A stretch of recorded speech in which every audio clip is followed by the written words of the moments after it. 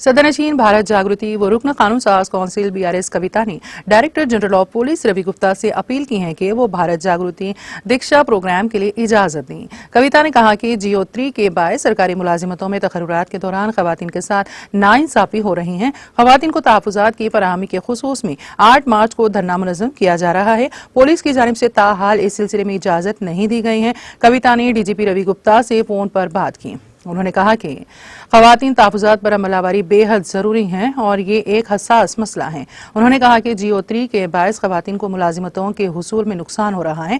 कविता ने डीजीपी रवि गुप्ता को बताया कि पुरअमन तौर पर एहतजाज मुनज़्ज़म किया जाएगा।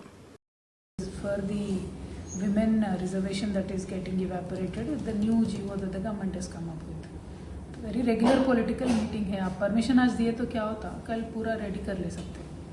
नहीं तो लास्ट मिनट में परमिशन दिए तो then in a rush will go there and things will unnecessary look bad for the government only. Can you please quickly take a decision on that?